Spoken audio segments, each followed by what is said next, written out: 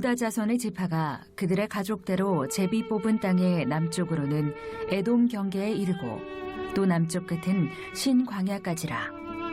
또 그들의 남쪽 경계는 여매의 끝 곧 남향한 해만에서부터 아그라빔 비탈 남쪽으로 지나 시내에 이르고 가데스 바네아 남쪽으로 올라가서 헤스론을 지나며 아달로 올라가서 돌이켜 갈가에 이르고 거기서 아스몬에 이르러 애굽 시내로 나아가 바다에 이르러 경계의 끝이 드나니 이것이 너희 남쪽 경계가 되리라. 그 동쪽 경계는 염해이니 요단 끝까지요.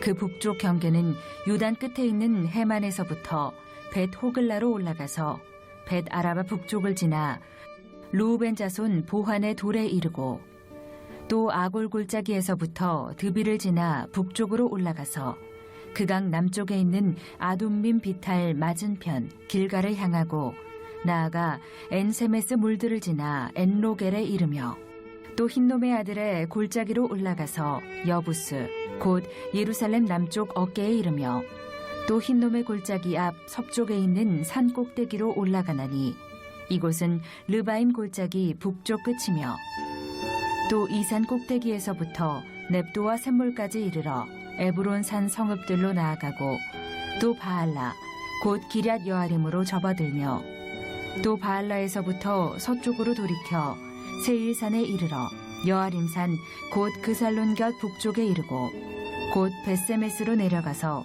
딥나를 지나고 또 에그론 비탈 북쪽으로 나아가 시크론으로 접어들어 바알라 산을 지나고 얌느엘에 이르나니 그 끝은 바다며 서쪽 경계는 대해와 그 해안이니 유다 자손이 그들의 가족대로 받은 사방 경계가 이러하니라.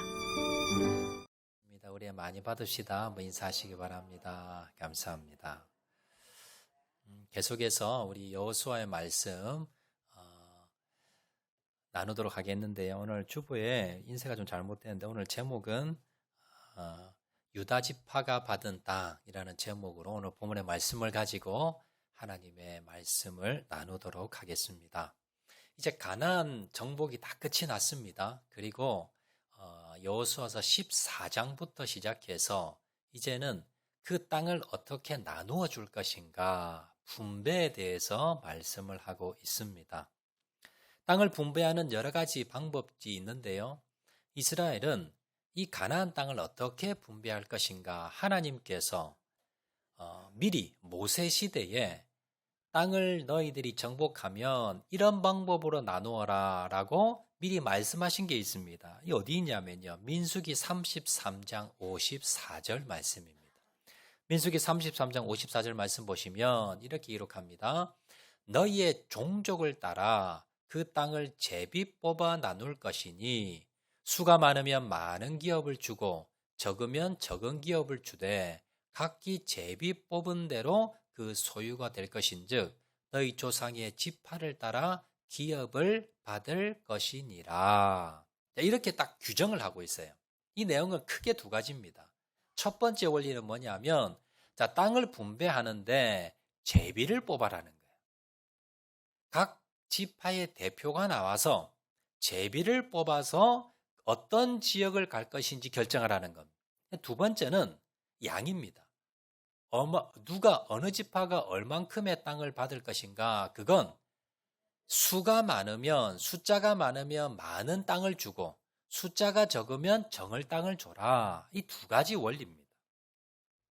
자, 여러분 보통 땅을 분배한다고 하면 오늘날 어떻게 분배하겠습니까? 오늘날 방법이라면요 아마 이렇게 분배할 겁니다. 우리가 전쟁을 해서 땅을 차지했습니다. 그러면 이 땅을 배분할 때 공로가 많은 사람, 예를 들어서 우리 학장로교회 성도들이 돈을 모아서 땅을 샀습니다. 큰 땅을 샀는데 어떻게 나눌 겁니까? 돈을 많이 낸 사람, 기여를 많이 한 사람, 이런 사람이 아마 좋은 땅, 큰 땅을 차지할 겁니다. 오늘날로 말하면요, 전쟁을 했는데 전쟁에 공로가 많은 사람, 아니면 지위가 좀 높은 사람, 힘이 있는 사람, 이런 사람들이 좋은 땅과 큰 땅을 차지할 것이고, 아니면 다른 방법은요, 서로 싸우는 겁니다. 지파별로 서로 싸워서 이기는 사람이 다 차지하든지, 아니면 그 사람이 많은 땅을 차지하든지 이게 아마 오늘날 방법입니다. 그런데 하나님은요.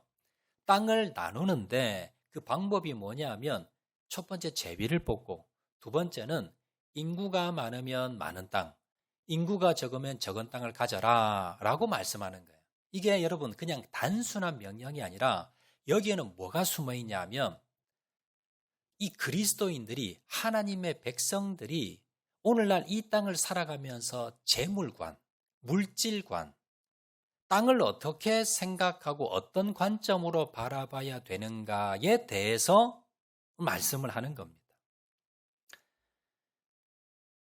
왜 그러면 하나님께서 이스라엘 백성들에게 땅을 나누면서 이 두 가지 방법, 숫자가 많은 사람은 큰 땅, 적은 사람은 적은 땅, 두 번째 위치는 제비를 뽑아서 위치를 정하라. 이 두 가지 방법으로 왜 하라고 하셨는가? 이 방법에 무슨 의미가 있는가? 먼저 한번 살펴보도록 하겠는데요.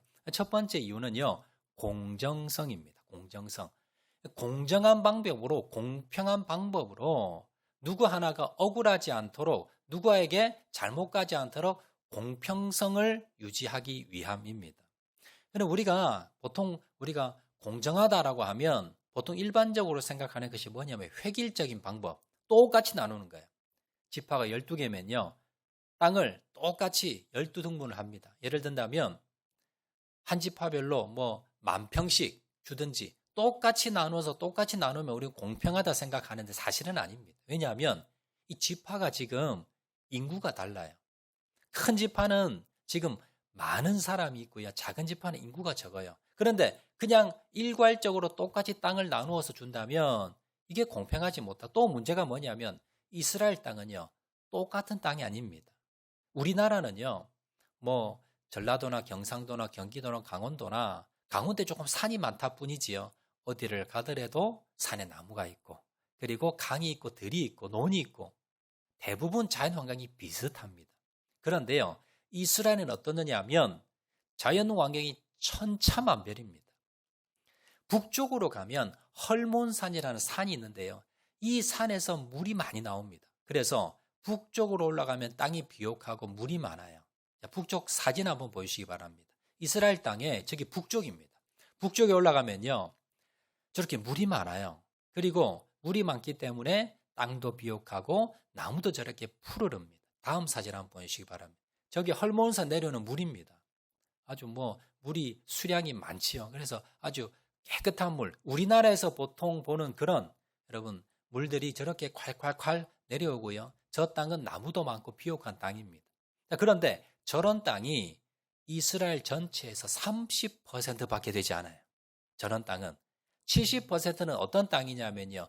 남쪽에 주로 많이 있는데 다음 사진 한번 보시기 바랍니다. 저런 땅입니다. 산에 봐도요. 나무 한 그루 없어요. 그리고 강은 거의 없습니다.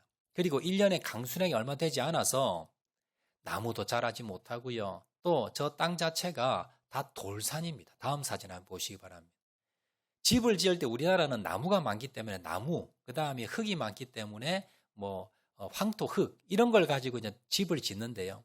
이스라엘은 나무가 없기 때문에 저 산들이 다 무슨 산이냐 하면 다 그 돌들입니다. 돌산입니다. 그래서 그 돌들을 가져다가 이렇게 다듬어서 저렇게 이제 집을 짓고요.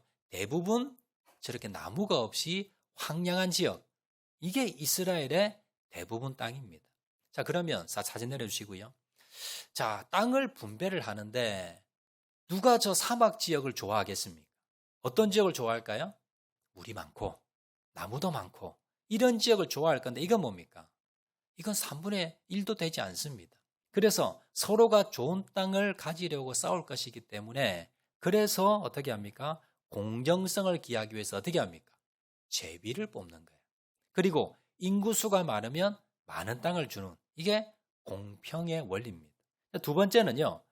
사람들이 불평하지 않기 위해서. 자, 지금 앞에서도 말씀드렸듯이 땅이 저렇게 천차만별이기 때문에 땅을 나눈다고 하더라도 저런 사막 지역을 많이 받으면 싫어하겠지요. 그런데 제비를 뽑으면요. 그 지파의 대표가 나와서 제비를 뽑습니다. 그런데 좋은 땅을 받았어요. 그러면 그 지파 백성들이 그 대표로 나가서 그 좋은 땅을 뽑았던 그 대표에게 칭찬하겠죠. 오늘날로 말하면 소위 세상 말로야 금손이 되는 거예요. 제비 뽑기를 잘하면. 그런데 예를 들어서 대표가 나가서 제비를 뽑았는데요. 나쁜 땅을 받았어요.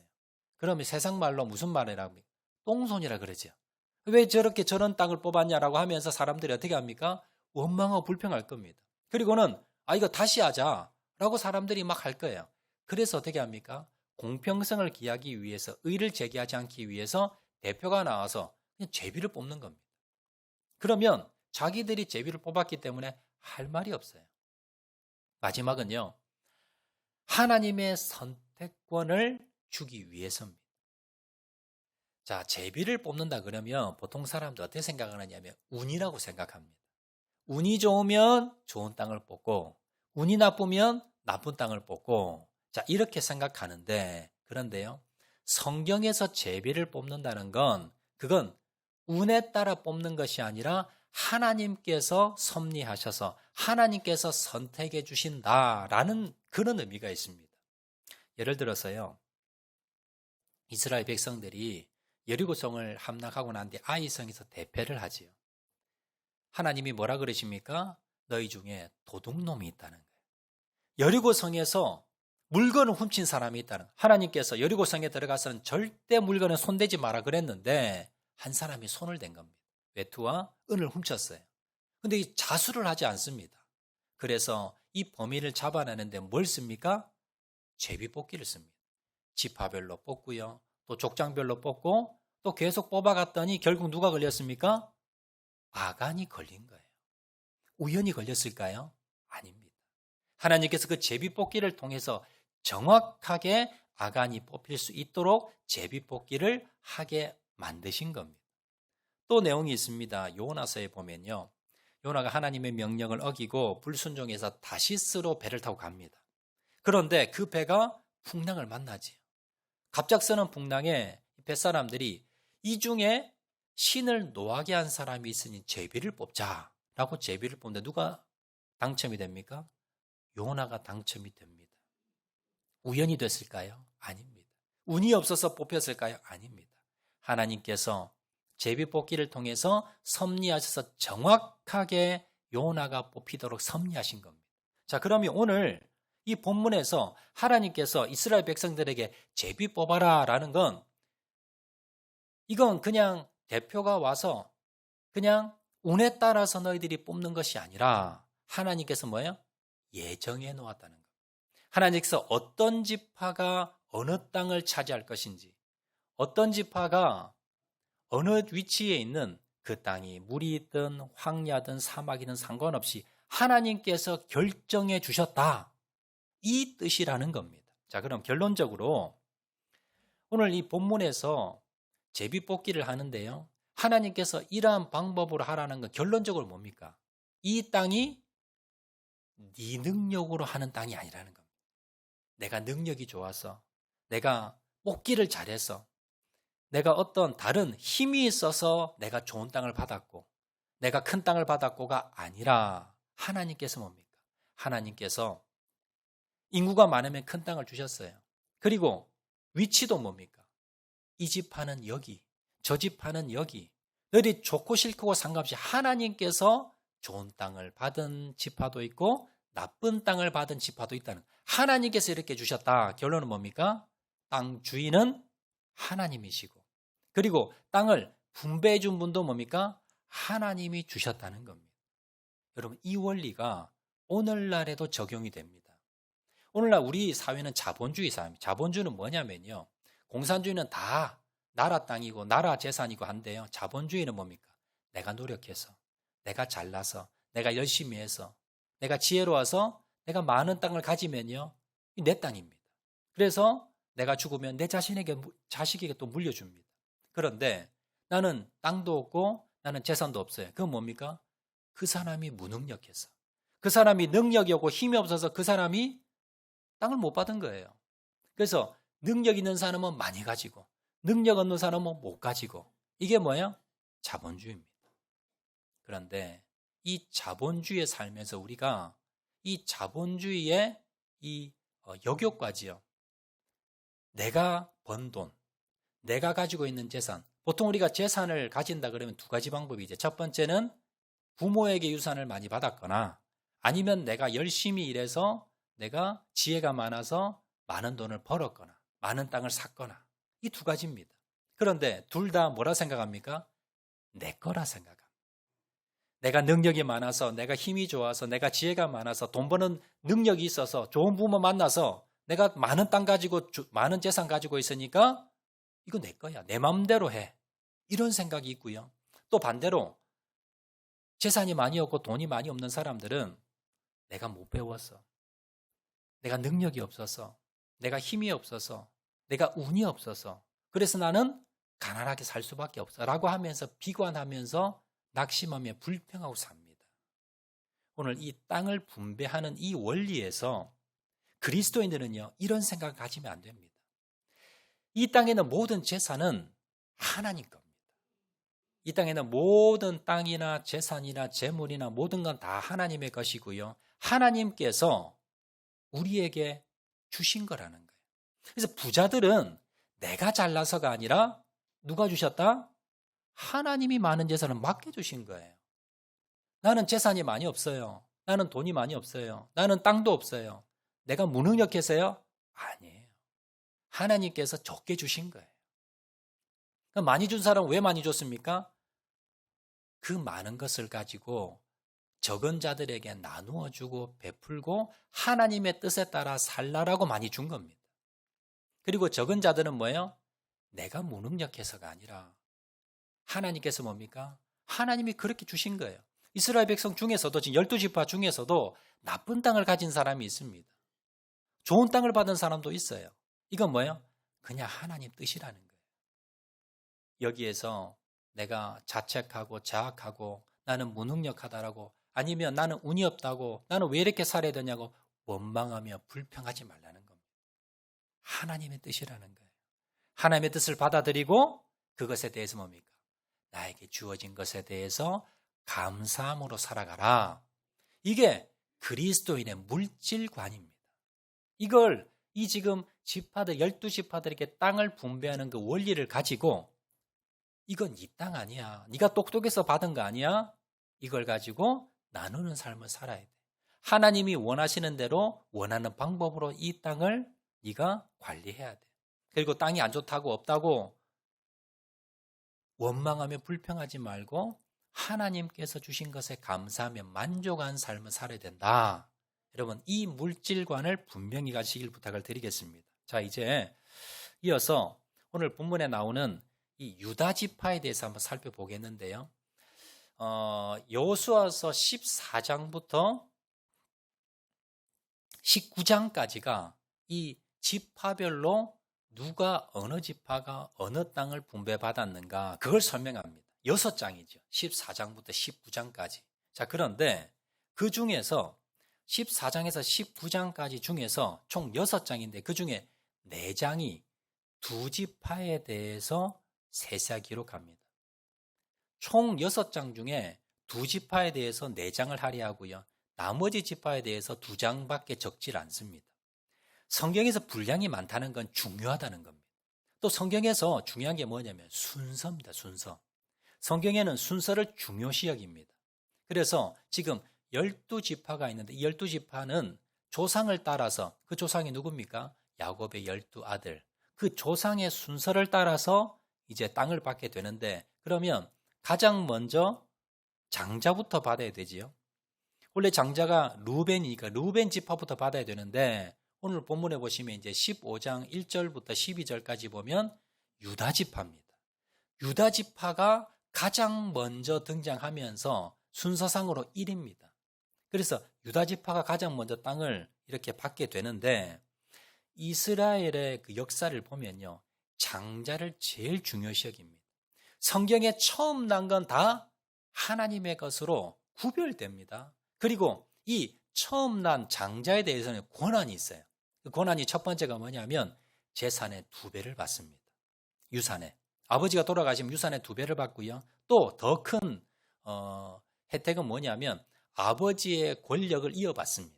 그래서 다른 모든 형제들을 다 형제들의 리더가 되고요.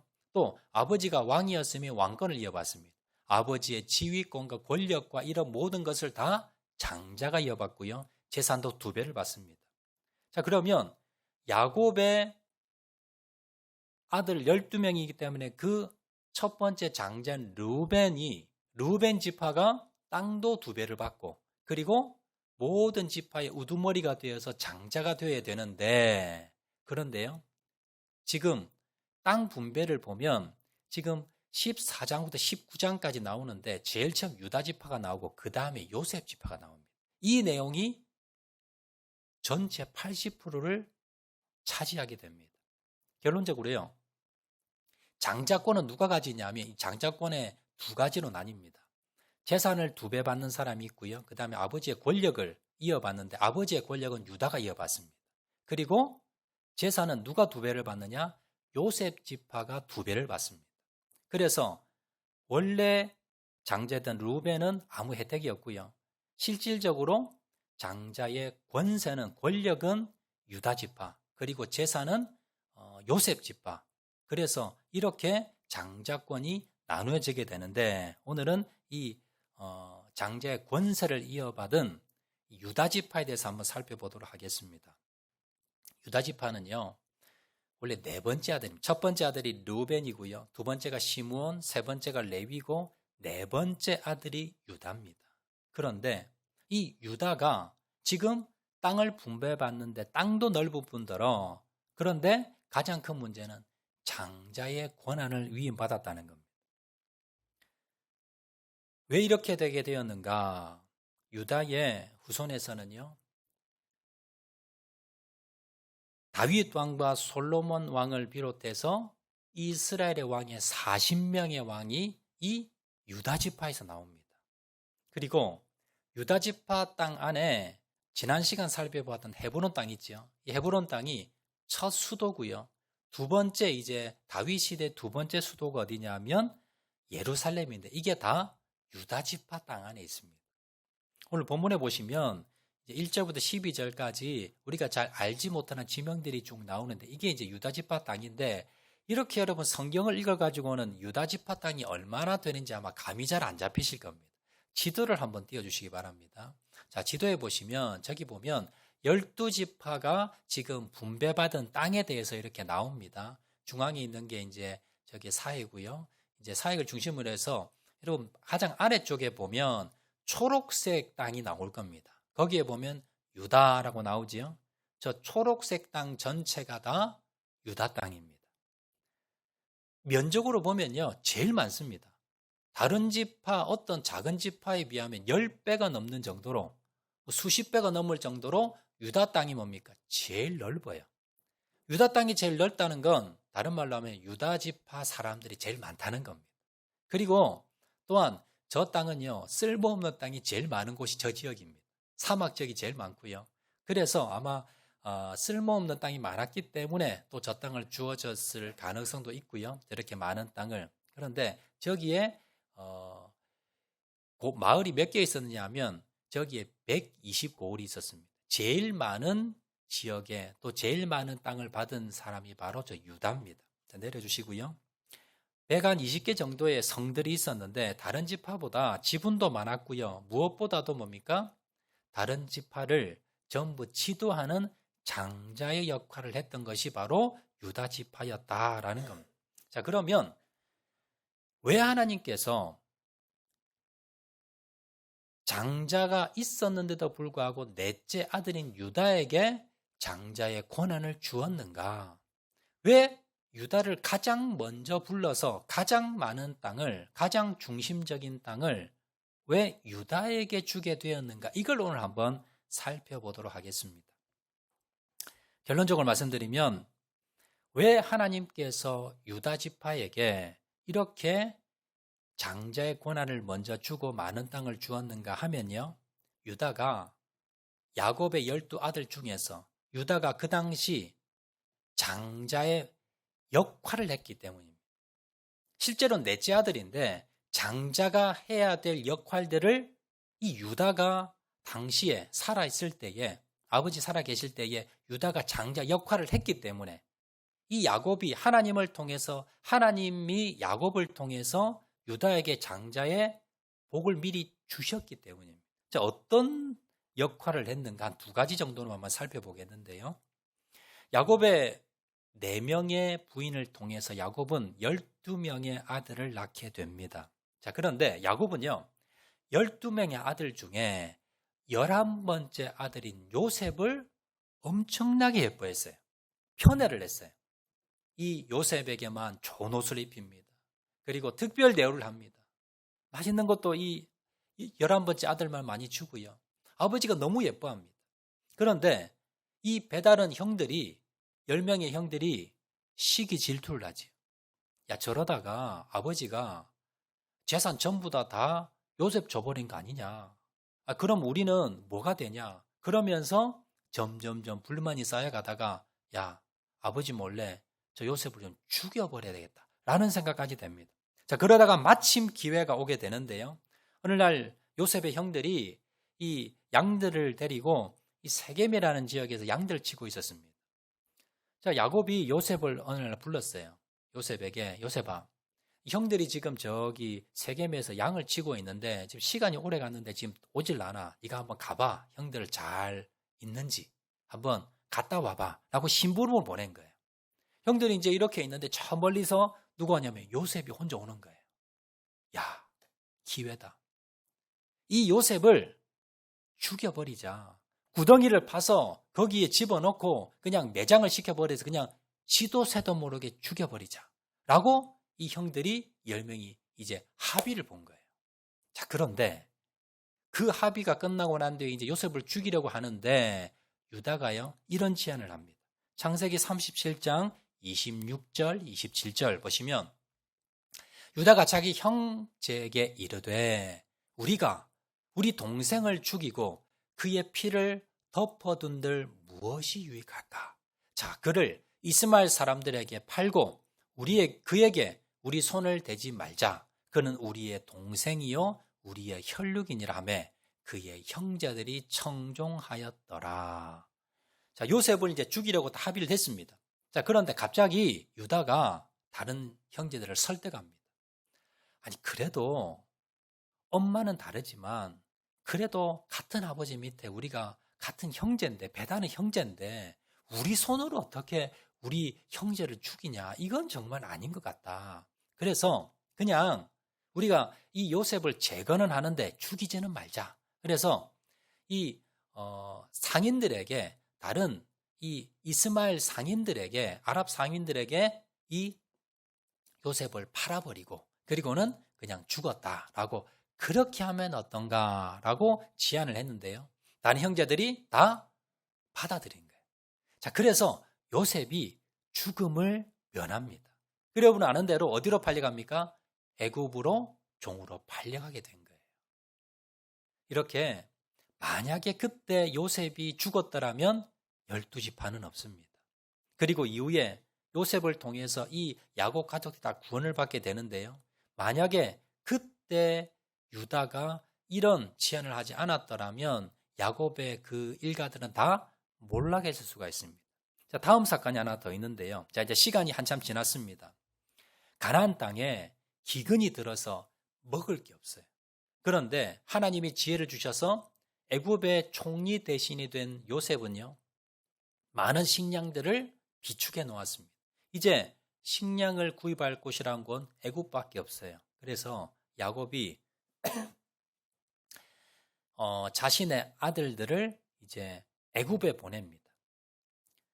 식량을 좀 사러 오라고 애굽으로 보내게 되는데, 그런데 그 총리 대신에게 이제 찾아가게 되는데 형들은 몰라요. 그런데 요셉은 딱 보니까 자기 형들이 자기를 팔았던 이 형들에게 자신의 같은 어머니 밑에 자라난 12번째 막내 베냐민이 있어요. 그 베냐민이 궁금해진 겁니다. 자, 그래서 이 요셉이 자기네 신분을 속이고요, 형들에게 이 스파이 누명을 세워서 형제 중에 시몬이라는 형제를 잡아두게 됩니다. 그리고는 다른 형제들에게 집에 돌아가서 제일 막내인 베냐민을 데리고 오면 그러면 이 시몬을 풀어주겠다고 제안을 합니다.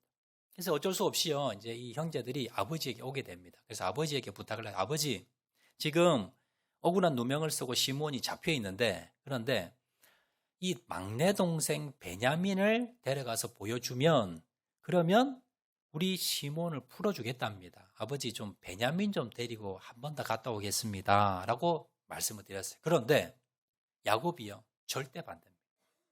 지금 요셉도 죽었는데 지금 베냐민까지 죽으면 내가 안 된다. 절대 네 동생은 데려갈 수가 없다고 완고하게 반대를 합니다. 그런데 지금 이 베냐민을 데려가지 않으면 시므온도 죽고요. 또 이제 양식이 거의 다 떨어져서 또 양식을 사와야 되는데 다 굶어 죽을 판입니다. 다른 형제들은 다 손을 놓고 있는데 그때에 유다가 아버지를 설득합니다. 이렇게 설득합니다. 창세기 43장 9절 말씀 보시면 내가 그를 위하여 담보가 되려오리니 아버지께서 내 손에서 그를 찾으소서. 내가 만일 그를 아버지께 데렸다가 아버지 앞에 두지 아니하면 내가 영원히 죄를 지리이다. 자, 아버지에게 이렇게 설득합니다. 아버지, 베냐민 보내주시면 저를 믿고 보내주시면 제가 책임지고 가서 모든 우리 형제를 데리고 오겠습니다. 베냐민도 무조건 데리고 오겠습니다. 만약에 거기서 볼모로 또 베냐민을 잡으면 내가 담보가 돼서, 내가 볼모가 돼서 내가 거기서 감옥에 갇혀 있는 한이 있더라도 내가 책임지고 베냐민은 데려오겠습니다. 이렇게 이야기한 거예요. 아버지가요, 이 유다를 믿고 막내 베냐민을 보내줍니다. 자, 이제 베냐민을 데리고 이제 요셉에게, 총리에게 이제 베냐민을 딱 보여주는데요. 요셉은 한 가지 이 함정을 만듭니다. 이제 형제를 다 풀어주는데 대신에 베냐민 배낭 안에, 가방 안에 은잔 하나를 숨겨놓아요. 그리고는 군대를 파송해서 이제 집으로 돌아가는 이 야곱의 아들들, 형제들을 붙잡게 됩니다. 그리고 다시 데려오게 되어서요. 자, 지금 너희들 중에 우리가 너희에게 은혜를 베풀었는데 너희 중에 우리 은잔을 훔쳐간 사람이 있다 라고 하면서 이 베냐민 가방을 딱 여니까 거기에 은잔이 나온 거예요. 큰일 났습니다. 그리고는요, 요셉은 모른 체 하고는 자, 이 베냐민을 옥에 가두어라. 그래서 평생 여기 애굽의 종으로, 노예로 삼을 것이다. 다른 형제들은 가도 좋다. 이렇게 된 거예요. 이제 큰일 났죠. 아버지에게 베냐민은 꼭 데려오겠다 약속을 했는데 유다가 그 요셉에게 이렇게 이야기합니다. 창세기 44장 33절 보시면요. 이제 주의 종으로 그 아이를 대신하여 머물러 있게 내 주의 종이 되게 하시고 그 아이는 그의 형제들과 함께 올려 보내소서. 그가 아버지에게 약속했잖아요. 내가 책임지고 베냐민 데려오겠습니다. 근데 베냐민이 뭡니까? 은잔 훔쳤다는 누명을 쓰고 거기에 평생 노예가 된 거예요. 그때 유다가 이렇게 합니다. 총리님, 제가 대신해서, 내 동생을 대신해서 내가 노예가 되겠습니다. 평생 여기서 노예 될 테니 내 동생 베냐민 풀어주세요. 이렇게 요청을 하는 거예요. 자, 그 모습을 보고 이 요셉이 마음에 감동을 받습니다. 나는 그렇게 학대하고 나를 죽이려고 했고 나를 이렇게 팔았지만 내 동생은 이렇게 형들이 귀하게 여기구나. 자기 목숨보다도 귀하게 여기구나 라는 것을 생각하고는요. 이제 자기의 신분을 밝힙니다. 형들, 내 요셉입니다. 당신들이 팔았던 요셉이 접니다. 라고 하고는요. 그리고는 이제 아버지부터 시작해서 모든 가족들을 다 애굽으로 모셔와서 그 고난과 그 가뭄 가운데 여기 애굽에서 풍족한 삶을 살게 되었다라는 것이 성경에 기록되어 있습니다. 여러분, 그래서요. 야곱은 12명의 아들 중에 누굴 제일 든든했을까요? 바로 유다입니다. 우리 가족이 몰살될 수 있었고 우리 형제들, 우리 아들들이 죽을 수도 있었는데 그 생명을 구한 사람이 누굽니까? 유다입니다. 그래서 야곱은요, 죽기 전에 하나님의 은혜를 받았어요. 유다에게 이런 축복을 합니다. 창세기 49장 8절 말씀 보시면, 자, 야곱이 유다에게 복을 주는데 이렇게 복을 줍니다. 유다야, 너는 내 형제의 찬송이 될지라 내 손이 내 원수의 목을 잡을 것이요 내 아버지의 아들들이 내 앞에서 절하리로다. 이때 예언을 하는데요. 복을 주는데 다른 아들들이 네 앞에서 절할 거야. 네가 우두머리가 돼. 네가 장자가 돼. 네가 다른 형제를 다스리고 네 지파가 결국은 다른 모든 11지파를 다스리는 그런 지파가 될 거야 라는 복을 준 겁니다. 이 약속을 이어받아서 결국 뭡니까? 오늘 본문에 보시면 유다지파가 가장 먼저 땅을 받는 거예요. 그리고 유다지파가 결국 뭡니까? 40명이 넘는 왕을 배출하게 되고 결국 유다지파를 통해 누가 오십니까? 예수님이 오시게 됩니다. 여러분 오늘날 유대인들을 이스라엘 백성들을 유대인들이라 그러지요. 그 유대인이라는 말이 어디서 나오느냐 하면 유다지파에서 나왔습니다. 유다지파라는 그 지파를 통해서 결국 뭡니까? 이스라엘 백성이 명목이 이어져 가게 되고요. 그리고 그 이름을 통해서 유대인이라는 말이 나오게 되어서 오늘날 유대인이라 부르는 것이 바로 뭡니까? 유대민족의 후손이다 라는 그런 뜻입니다. 결국 이스라엘 12지파가 있었지만요. 그 지파 중에서 가장 복을 많이 받았고 가장 인정을 받은 그리고 장자로서 4번째 아들이었지만 장자로서 역할을 했던 그러한 지파가 바로 유다였고요. 이것은 실질적으로는 4번째 아들이었지만 그러나 장손의 장자의 역할을 했기 때문에 야곱이 죽으면서 장자의 권한을 바로 유다지파에게 주었고요. 그 말씀대로 오늘 본문에 보시면 유다지파가 가장 많은 땅, 가장 먼저 이 땅을 차지하게 되었다라는 겁니다. 그리고 본문이 우리에게 주는 교훈이 한 2가지 있는데요. 앞에서 말씀드린 대로 첫 번째는 땅의 주인은 누구 거다? 하나님 거라는 겁니다. 내가 열심히 일해서 내가 많은 재산을, 많은 땅을, 많은 돈을 가졌다고 그게 내게 아니라는 겁니다. 하나님이 맡겨주신 겁니다. 하나님의 뜻대로 사용해라는 겁니다. 그리고 내가 돈이 없고 땅이 없고 집이 없고 재산이 없는 건요. 내가 무능력해서가 아닙니다. 하나님께서 그만큼 맡기신 거예요. 거기에서 여러분 좌절할 필요도 없고 원망할 필요도 없습니다. 이 모든 땅은 재산은 모든 것이 다 하나님의 것이다. 그리고 2번째는요. 우리가 교회에서나 가정에서나 공동체에서나 어디서나 어떤 삶을 살아라? 유다 같은 삶을 살아라는 겁니다. 유다가 어떤 삶을 살았습니까? 희생하는 삶을 살았습니다. 내 욕심을 위해서 나를 위해 산 것이 아니라 자기 형제를 위해서 자기 이웃을 위해서 형제를 위해서 목숨을 내놓고 헌신하면서 그런 삶을 살았고요. 결국 뭡니까? 리더가 되었습니다. 우리도 마찬가지입니다. 교회에 우리 세움받은 리더들이 있습니다. 우리 중직들도 있고 뭐 회장들도 있고 순장님들이 있습니다. 어떤 삶을 살아야 될까요? 유다 같은 삶을 살아야 됩니다.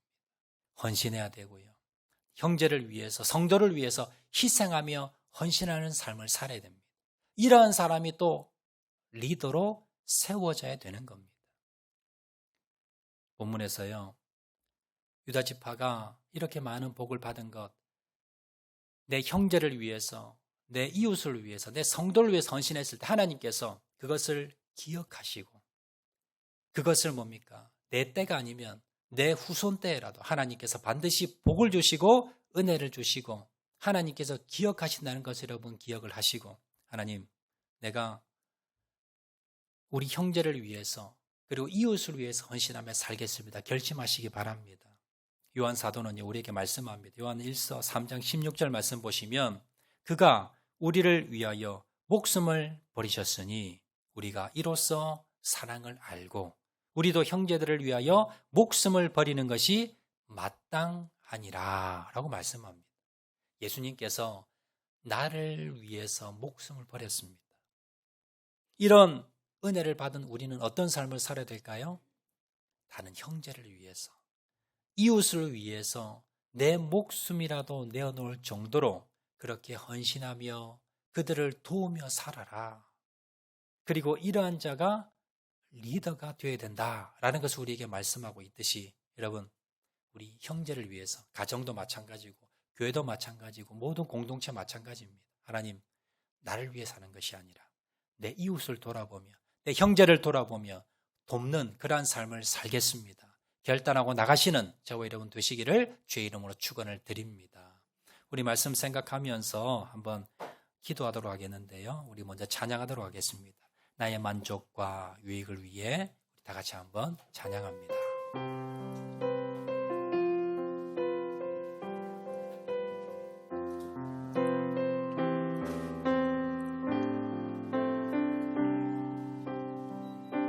나의 만족과 유익을 위해 가지려 했던 세상 일들 이젠 모두 나해로 여기고 주님을 위해 다 버린 내 안에 가자 내 안에 가자 귀한 것 주님을 알리라 모든 것 되시며 의와 기쁨 되신 주 사랑합니다. 부활의 능력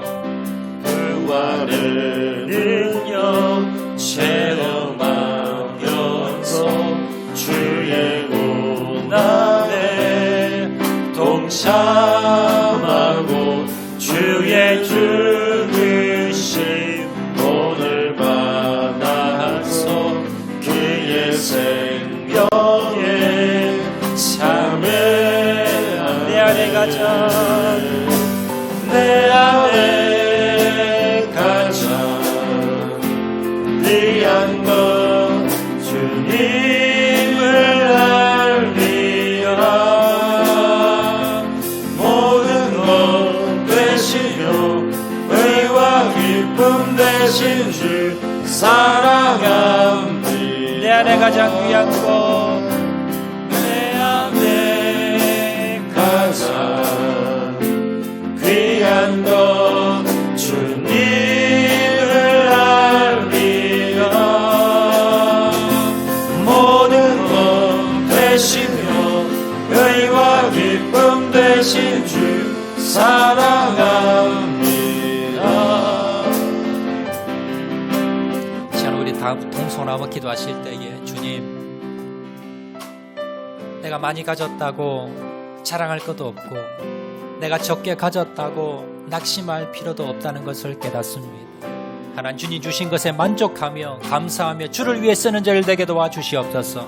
하나님, 나를 위해 내 욕심 따라서 내 자리 위해서 사는 것이 아니라 항상 내 이웃을 위해서, 내 형제를 위해서, 내 가족을 위해서, 옆에 있는 성도를 위해서 헌신하며 희생하며 돕고 살겠습니다. 하나님, 주님께서 유다처럼 유다의 삶을 본받게 도와주시고 유다 같은 삶을 살 수 있도록 하나님 은혜 베풀어 주시고 하나님 역사하여 주시고 하나님 도와주시옵소서. 우리 다 같이 한번 통성으로 결단하며 기도하겠습니다. 사랑하는 내가 말하신 아버지 하나님, 그리스도의 물질관을 바르게 가지게 도와주시옵소서. 내가 많이 가졌다고 교만한 것도 아니요, 내가 적게 가졌다고 낙심하며 절망하지 않게 도와주시고 이 모든 것이 주님께서 맡겨주신 것이라는 것을 깨닫게 도와주시고 청지기 사명을 가지고 하나님 주의 기쁨 위해서, 주의 나라 위해서 하나님 아름답게 쓰임받는 자를 낼 수 있도록 은혜 베풀어 주시기를 간절히 바라고 소원합니다. 하나님, 유다의 삶을 본받기를 원합니다. 나의 유익이 아니라 형제들의, 성도들의, 이웃의 유익을 위해서 하나님 쓰임받는 자를 낼 수 있도록 하나님 은혜 베풀어 주시기를 간절히 바라고 소원하오니 아버지 하나님 역사하여 주시고 하나님 은혜 베풀어 주시기를 간절히 바라고 소원하오니 하나님 역사하여 주시고 하나님 은혜 베풀어 주시옵소서.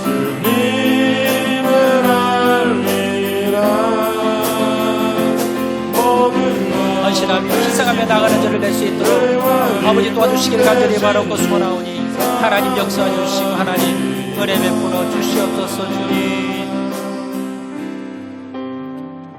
사랑과 은혜가 많으신 아버지 하나님, 주의 은혜와 사랑 감사합니다. 하나님, 그리스도인의 바른 물질관을 가지게 도와주셔서 내가 많이 가졌다고 교만한 것도 아니요, 내가 적게 가졌다고 낙심할 필요도 없이 주님께서 모든 것 주님의 것입니다는 것을 깨닫게 도와주시고 주님의 기쁨이 되는 대로 쓰임받는 죄를 다 될 수 있도록 은혜 베풀어 주시옵소서. 유다의 삶을 본받기 원합니다. 나를 위해 사는 것이 아니라 나를 희생하여서 우리 형제를 위해서, 우리 성도를 위해서, 우리 이웃을 위해서 살아갔던 유다가 12지파의 장자가 된 것처럼 하나님, 우리가 유다의 삶을 본받아서 항상 내 이웃을 위해서, 내 형제를 위해서 헌신하며 희생하며 목숨이라도 내어놓고 살아가는 저를 다 될 수 있도록 은혜 베풀어 주시옵소서. 모든 말씀 예수님 이름으로 기도합니다. 아멘.